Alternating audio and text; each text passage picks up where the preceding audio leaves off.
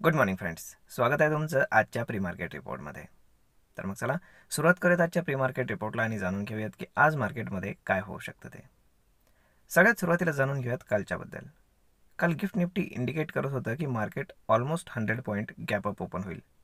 परंतु global cues हे negative असल्यामुळे आणि US मार्केटसुद्धा लोअर असल्यामुळे आपण पाहिलं की मार्केट पूर्ण प्रीमियम इरोड करून गेलं आणि शेवटी फक्त एक 30 पॉईंटच्या आसपास मार्केट गॅप अप ओपन झालं आणि तोही काही फार काळ सस्टेन झाला नाही.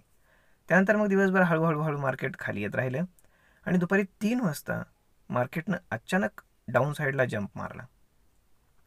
तर मग हे सगळं होण्यामागे जर आपण काही रिझन्स पाहिले तर ते सगळ्यात महत्त्वाचे प्रोबॅबली रिझन्स होते ते म्हणजेच की दुपारी 3 वाजता एक न्यूज आली होती जी अगदी छोटी न्यूज होती. ती म्हणजे की पंतप्रधान नरेंद्र मोदी हे काहीतरी येऊन अनाऊन्समेंट करणार आहेत, काहीतरी न्यूज देणार आहेत असं सांगितलं गेलं. आणि त्यामुळे जसं आपण पाहिलं की नोटबंदीसारखी गोष्टसुद्धा त्यांनी अचानक केली होती.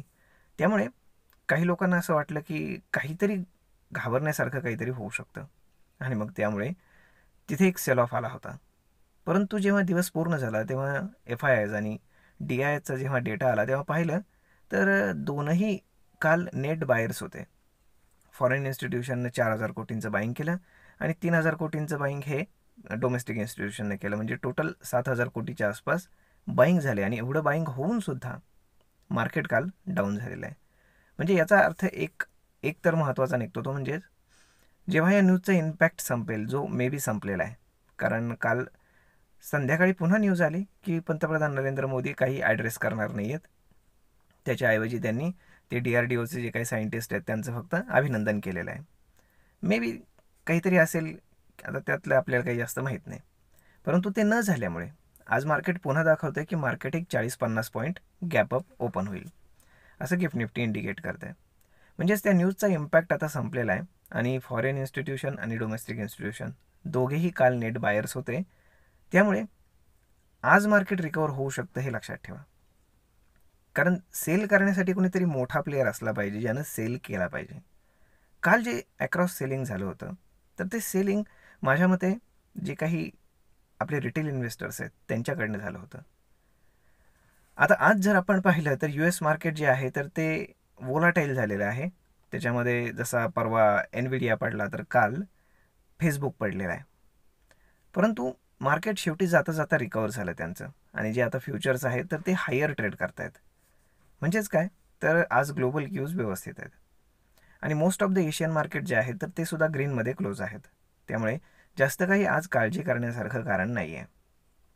आता जो काही इन्फ्लेशन डेटा येणार आहे USचा तो आज संध्याकाळी येणार आहे. म्हणजे त्याचा इम्पॅक्ट आपल्याला उद्या जाणवेल किंवा मग जे काही US मार्केट संध्याकाळी ओपन होईल त्याच्यामध्ये पाहायला भेटेल की काय घडतंय ते. म्हणजेच काय आज मार्केट रिकवर होण्याचे बरेचसे चान्सेस आहेत हे लक्षात घ्या. आता जर आपण स्टॉक स्पेसिफिक जर पाहायचं झालं तर स्टॉक इन फोकस राहणार आहे ITC.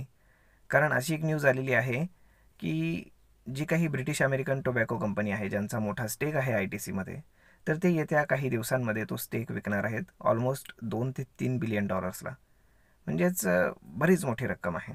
तर मग या सगळ्या गोष्टींमध्ये ITC आणि FMCGमध्ये थोडंसं प्रेशर राहू शकतं आणि डॅमेजही होऊ शकतं थोडंफार. आता ते कोणाला विकतायत की ब्लॉक डील करतायत की कसं काय हे सगळ्या गोष्टींवरती ते डिपेंड आहे. आता राहिली दुसरी महत्त्वाची गोष्ट ते म्हणजेच स्टॉक इन फोकस आहे तो म्हणजे रिलायन्स. कारण जर मार्केटला स्टेबल व्हायचं असेल तर रिलायन्स, HDFC या सगळ्या जे काही मोठे मोठे स्टॉक आहेत त्यांनी अगदी व्यवस्थित सपोर्ट केलं पाहिजे. आता आपल्याकडे जसा काल HDFC डाऊन झाला तर HDFC ADR जो आहे USमध्ये तर तो हायर ट्रेड करतोय. म्हणजे आज HDFC जो आहे तर तो स्टेबल तरी होईल किंवा मग तो अपसाईडला तरी जाईल. परंतु डाऊनसाईडला जाण्याचे चान्सेस त्याचे थोडे कमी दिसत आहेत. आता जर ओपन इंटरेस्टच्या हिशोबाने जर पाहायचं झालं तर काल जो ओपन इंटरेस्ट होता तो शिफ्ट झालेला आहे पूर्णपणे आणि आता 22,500ला हायेस्ट कॉल साईडला ओपन इंटरेस्ट आहे. म्हणजे रेजिस्टन्स तयार झाला आहे आणि डाऊन साईडला जर पाहिला तर 22,200 आणि 22,150 या लेवलवरती बरंच पुट रायटिंग नवीन झालेलं आहे. म्हणजेच काय की आता या दरम्यान मार्केट कुठेतरी क्लोज होऊ शकतं अशी एक शक्यता आहे. परंतु आता पाहूयात की हायर साईडला जाऊन पुन्हा 500च्या आसपास जाऊन मार्केट क्लोज होतं की पुन्हा 200च्या आसपास येऊन खालच्या बाजूला क्लोज होतं. आता 1-2 दिवस राहिले आहेत एक्सपायरीसाठी. बघूयात विकली एक्सपायरीमध्ये काय घडतंय ते. तर मग मित्रांनो, अशा पद्धतीने आजचं राहणार आहे मार्केट. तर मग भेटूयात पुढच्या एका नवीन व्हिडिओमध्ये. तोपर्यंत तुम्हाला ही माहिती ट्रेडिंग करण्यासाठी, इन्व्हेस्टमेंट करण्यासाठी नक्कीच उपयोगी पडत असेल. I hope.